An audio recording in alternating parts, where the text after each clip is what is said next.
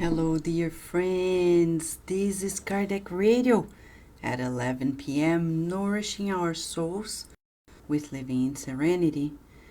Living in Serenity is a therapeutic conversation, a study session based on the book Spiritual Perante Jesus, Perante Jesus, Before Jesus. The book is being translated and is yet to come to publishing.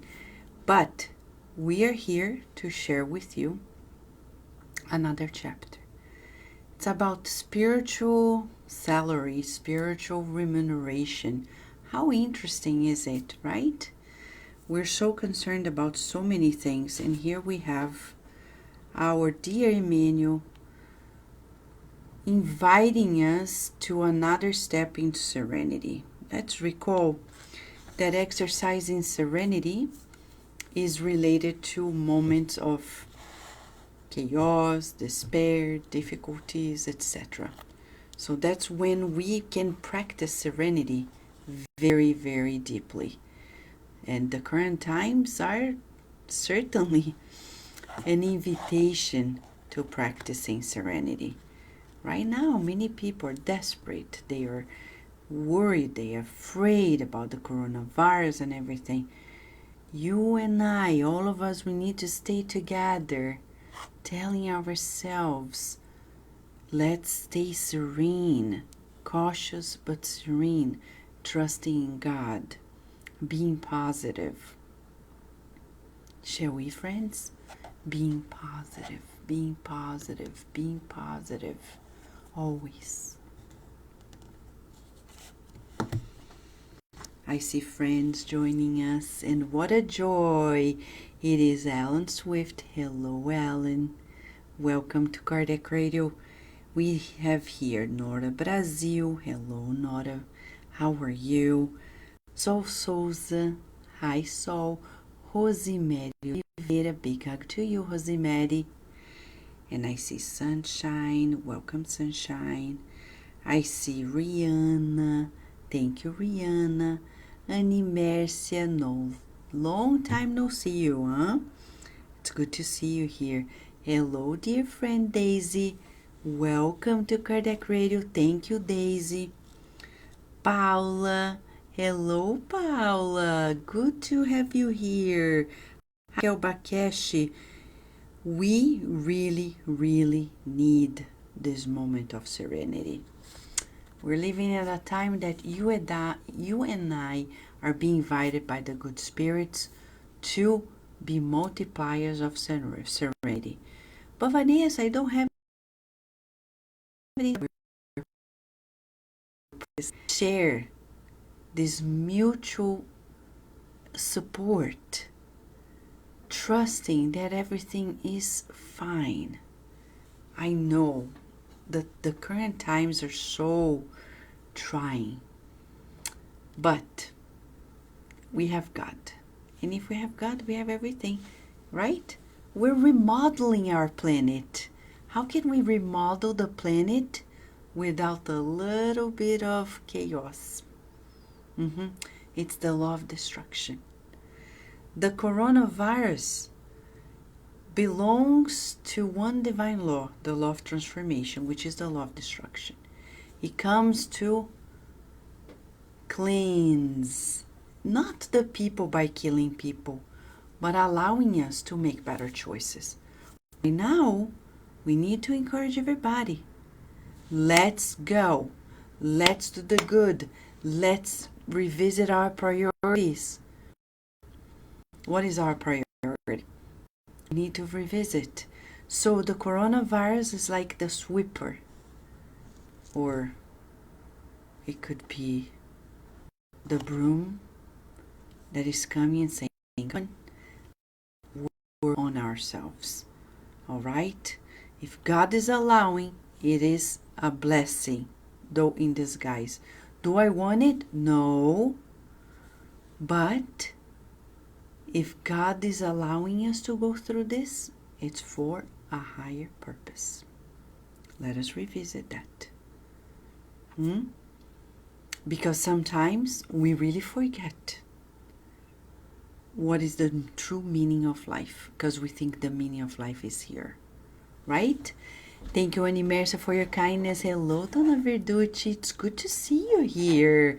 Thank you. Hello, Jailton. Hello, Rosa. So good to have you here. Thank you. Oh, the symposium was canceled because of the virus. It doesn't surprise me though. It seems too soon, right? It's June. We're so far from June. Hopefully in June we won't have these problems anymore. But who am I to say? Well, the best we can do is to pray and be positive and work on our hygiene and make sure that we strengthen ourselves. We are going to dedicate a program of Cardiac Radio's program one day very soon to talk about the material spiritual aspect of this moment that we're living in. Very soon we're going to announce and work with spiritist scientists like myself. We'll get together and work on this, okay? All right? Ready for today? It's about spiritual remuneration. I'm ready, and I know you're ready. Come with me because Emmanuel has 4 paragraphs to delight our minds about something that maybe we never thought about. Spiritual remuneration. He begins by quoting Paul in 2 Timothy chapter 2, verse 6. It's in the New Testament. That's how he begins this chapter. The farmer who works must be the first to enjoy the fruits. In addition, and then Emmanuel explains, and I'm reading it, okay? In addition to the received monetary remuneration, work is invariably followed by the respective spiritual remuneration, of which we highlight some of the most significant items. It turns on the light of experience. Work teaches us the difficulties and problems of others, inducing us, therefore, to respect them. Work promotes self-education. Work develops creativity and the notion of time value. Work immunizes us against the dangers of adventure and boredom. Work establishes appreciation in our area of action. Work expands understanding. Work widens our field of affective relationships. It attracts sympathy and collaboration. Little by little, it extinguishes the inferior tendencies that we're still bringing from past existences. However, when work becomes pleasure to serve, the most important point of spiritual remuneration arises, which is every time, okay, the divine justice seeks us at the exact address to carry out the sentences that we brought against ourselves according to the laws of cause and effect. If we are in service to others, divine mercy orders that execution shall be suspended for an indefinite period of time. I'll be back to this. Let me just finish and we'll be back. And he continues, when it happens in due time, our indispensable contact with the mechanisms of earthly justice, behold, the influence of all those to whom we may have rendered some benefit appears in our aid, since such companions spontaneously become natural lawyers to our cause, softening the penalties in which we are incurred or suppressing them.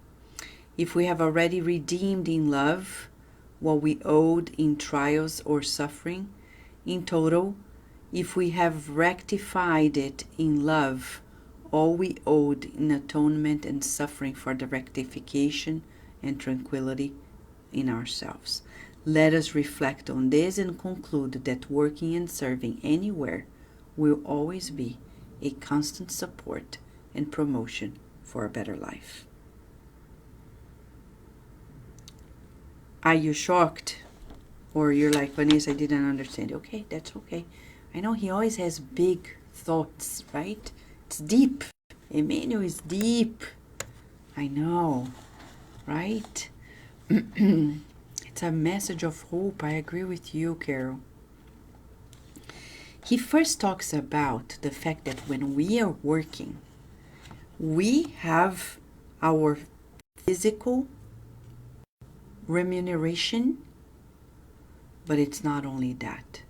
When we are in action, when we are at a job, when we're being useful, he says there is another spiritual remuneration, another type, which is the spiritual remuneration. He says we expand in experience, and that's very important.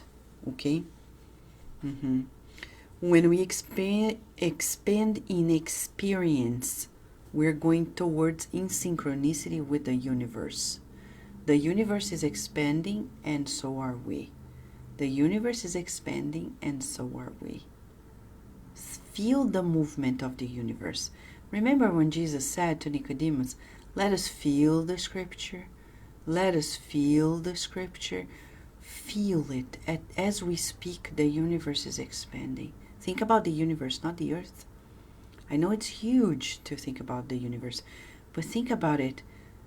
It's expanding. More planets, more beings, more everything, more stars, and it's expanding. So when we expand ourselves in experiences, we're in synchronicity with this major force of God in expanding the universe. That's why laziness, boredom, and the comfort zone do not add to our lives, because it's a force that is resisting the expansion of all of us. You see how dangerous it is to be in the comfort zone? I know. We're like children. We want things that are easy and playful and joyful and silly and cute. Oh yeah, it's so cute, so silly, so joyful. But you know, at the end of the day, look at the animals. They may be adorably cute. I was just watching before going to bed with Virginia a little clip of a cub, a lion cub, like Simba, excuse me. And it's so cute. But you know, he may seem cute to us, humans, but to him, he's really living his life. He's not like, I am cute.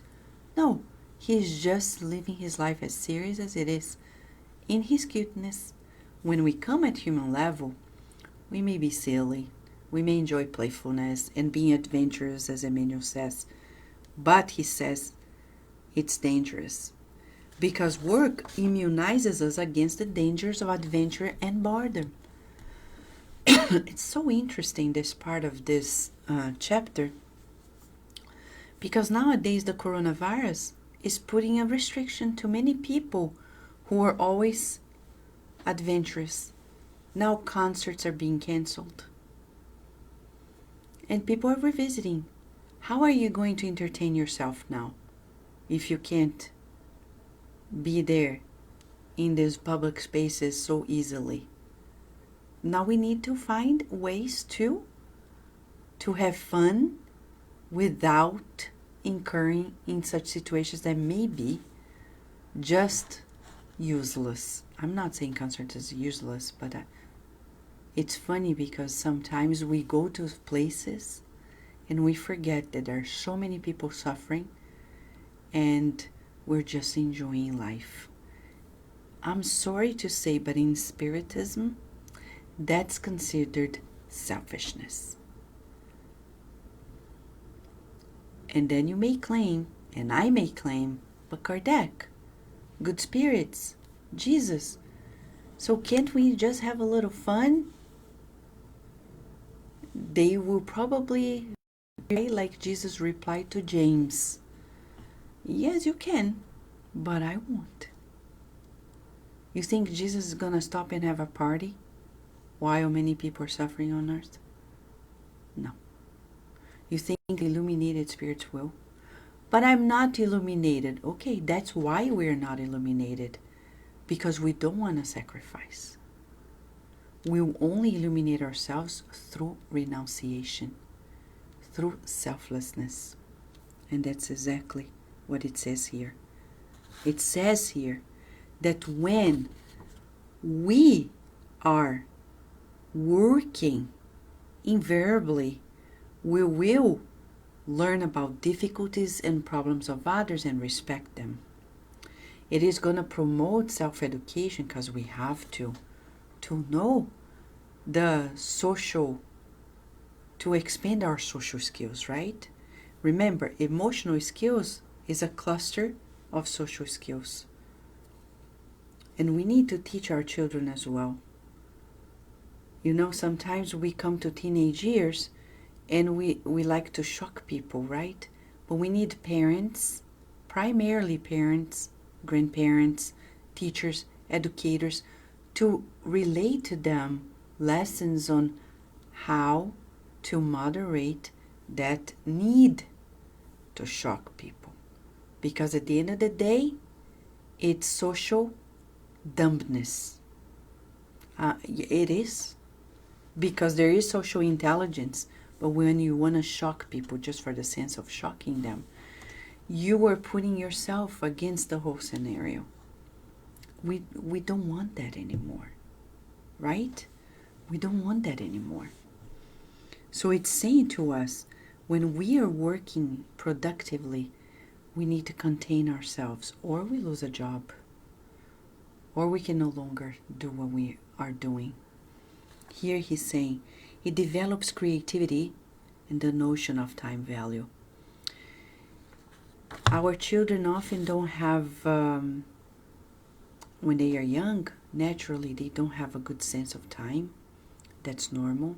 A good way to help them gain it is to bring them to working with us. Working not at professional work, but like house chores. You know, now it's dinner time. I would like you to help us. Because for them, it's like there's no time. They could go by not eating the whole day or eating the whole day, but there's discipline. Now it's time to eat. I would like you to help us with setting up the table or bringing the water or plating or even cooking. Little by little, they will gain some form of sense notion of time and the value of time. Now, it establishes appreciation in our area of action. Of course, we start observing our abilities and we start appreciating other people do too. It expands our understanding, and understanding, chapter 10 of the book Thought and Life by Emmanuel, is the tool to live better. In social psychology, when we study emotional intelligence, understanding ourselves and understanding others is foundational. If we don't, we cannot move forward in the best possible way in our relationships. We need to understand why people do this, what they're feeling as much as we do. This is a must. And in that chapter, Emmanuel says, when we want to really boost our understanding and be free from the past, we need to seek the good, feel the good, visualize the good, mold the good with all the resources we have at hand. This is our goal. This is your goal. This is my goal. It shall be. Seek the good. So exercise for us in the next 24 hours, in the times of the coronavirus, let us seek the good. What is the good?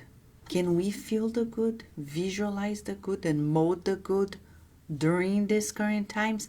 This is our homework for the next 24 hours, okay? It's just an invitation. Nobody's obliged, but it's an invitation. How can we seek the good during this time? How can we feel the good? How can we visualize the good? How can we mold it? If you don't mind, I'll ask you one more thing. If you want to write it down and send it to Cardiac Radio, I would love to read it.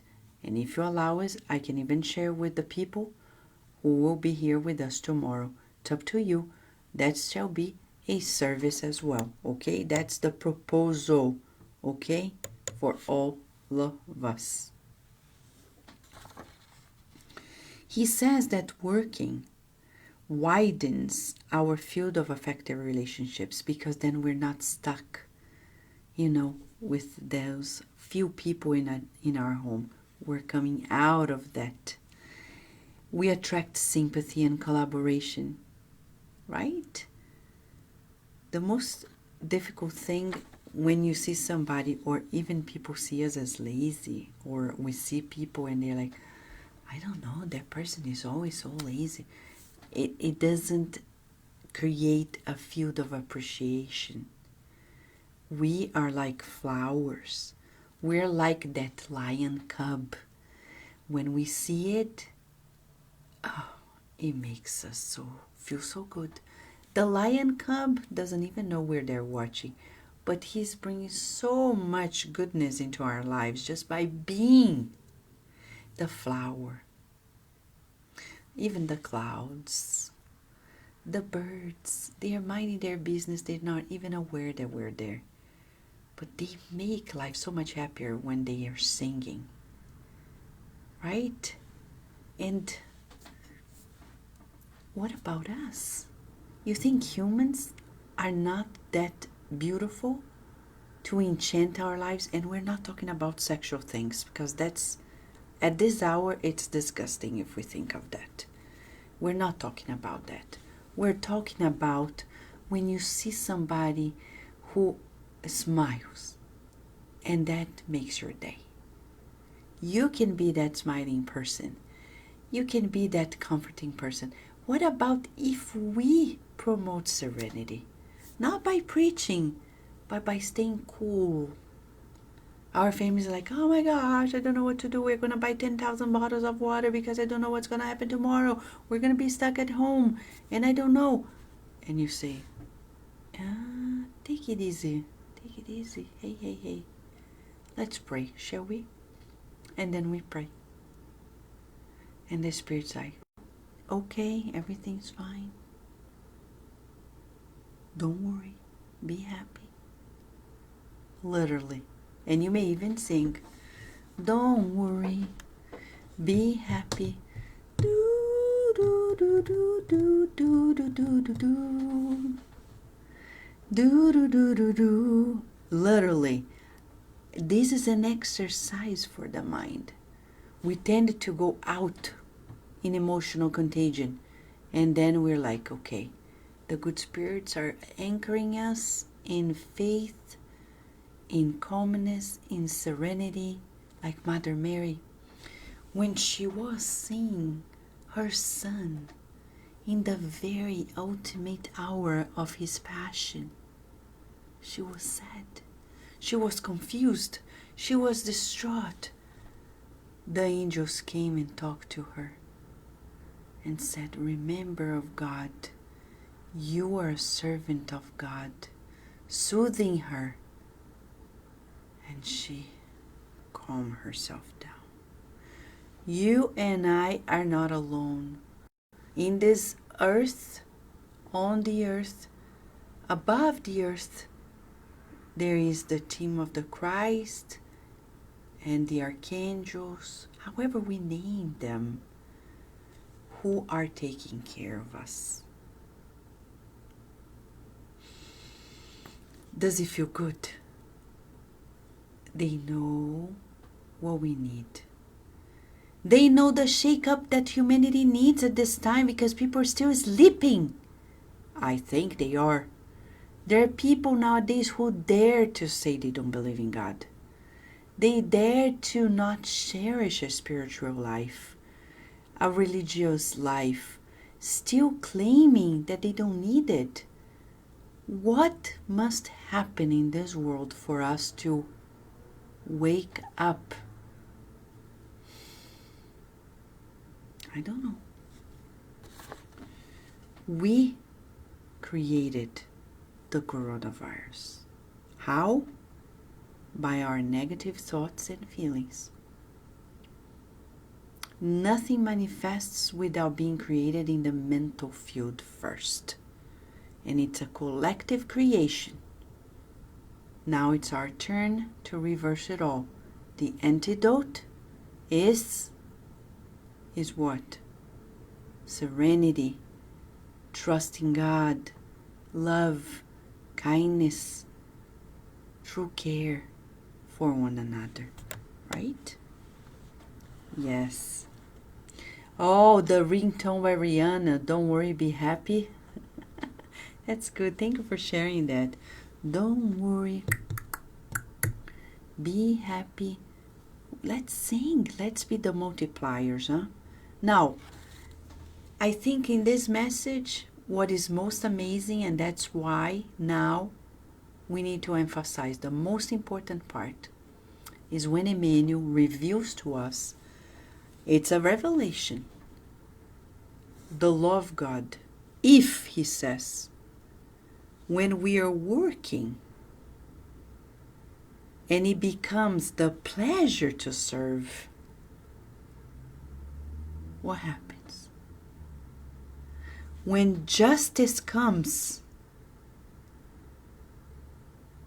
to deliver a sentence because of past wrongs and finds us working, serving with love in the heart, joyfully, he says that the divine mercy orders to suspend that sentencing. What does that mean? It means if you learn to wash the dishes with singing and dancing, singing in the rain, that's what it is. I'm singing in the rain. If I go to work and I rejoice knowing that I'm not there by chance, that God is counting on me, wherever I am, I transfer, I do laundry, feeling the joy of being there. I do my family duties, I develop them, serving with pleasure, with joy. When the sentence in terms of the debts that we have, the expiations we need to go through, it comes to be applied and finds us in that mode, divine mercy is asked to suspend it. Is this beautiful or what?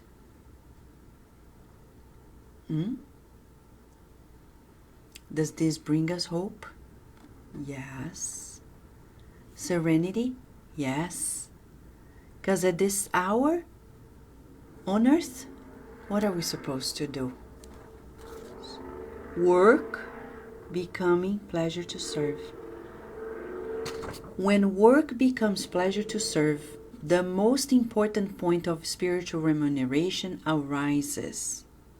Whenever divine justice seeks us at the exact address to carry out the sentences that we brought against ourselves, according to the laws of cause and effect, if we are in service to others, divine mercy orders that execution to be suspended for an indefinite period of time. Oh my God. Oh my God. That changes everything. You see, there's no fatalism. We are the builders of our lives with God, co-creators. So, if the coronavirus is coming and we're supposed to experience something, but finds us caring for people and enjoying everything, doing things with joy, serving, it creates a field of protection. It's not gonna catch us. Oh, Vanessa, does that mean that the people who are catching it, they're bad people? No. No. That's not what we meant. Do you know that Professor Eurípides Barçanufo, who was like the renowned spiritist of all times, he died of the Spanish flu? That doesn't mean he was bad, that he was negative. That means it was the reincarnatory plan. In his case, as in everybody's case. He was granted the opportunity to be released from incarnation through the Spanish flu. Now, beyond the coronavirus, anything. Sometimes a disease is about to develop, but then we are in this mode of serving with pleasure, helping others, enjoying the duties of daily life, not willing to escape from it, being grateful. Then the divine mercy orders that execution shall be suspended for an indefinite period of time. So, he says to us, if we have already redeemed in love what we owed in trials or sufferings, if we'll have our penalties softened, you see? Is it worthwhile loving? Yes. Is it worthwhile sacrificing? Yes. And devoting ourselves for the general good? Yes. And that means at home first, with our family members. Then it is with everybody whom we encounter. So that's why at the end of this message, he says, let us reflect on this and conclude that working and serving anywhere will always be a constant support and promotion for a better life. Okay?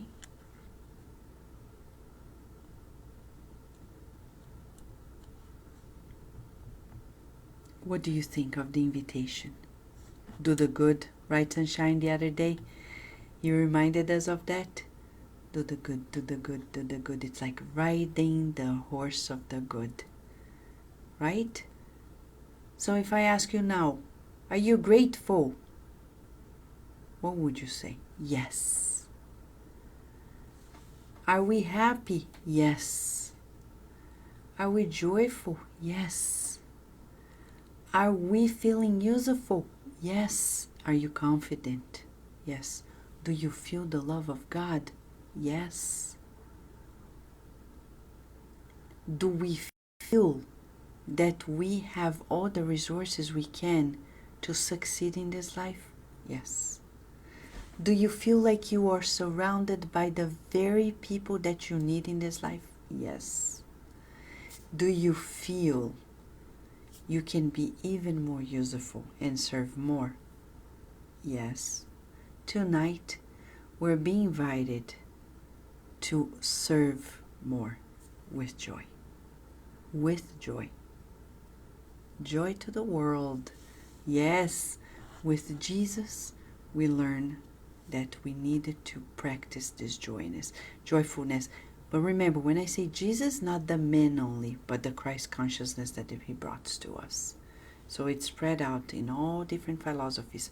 We just need to recognize it and put into practice. All right? So Daisy says, selfless giving begins where duty ends. Daisy, thank you so much for bringing that up from the book Thought and Life by Emmanuel through Chico Xavier. Selfless giving begins where duty ends. Aha.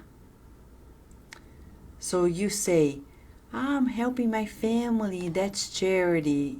If we're doing this out of duty, okay, but selfless giving comes when we're past that moment, as he says here, when work becomes pleasure to serve. That's when selfless giving begins. So that's the challenge for us. When we are in the next 24 hours, seeking the good, feeling the good, visualizing the good, molding the good with all the resources we have at hand regarding the current times,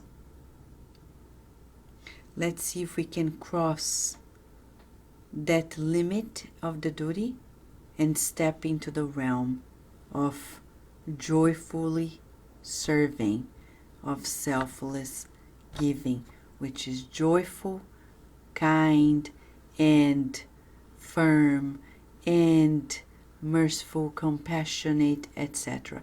Shall we, friends? This is the exercise for us in the next 24 hours. For now, we pray to God that the people in the world feel this security, your providence, dear God.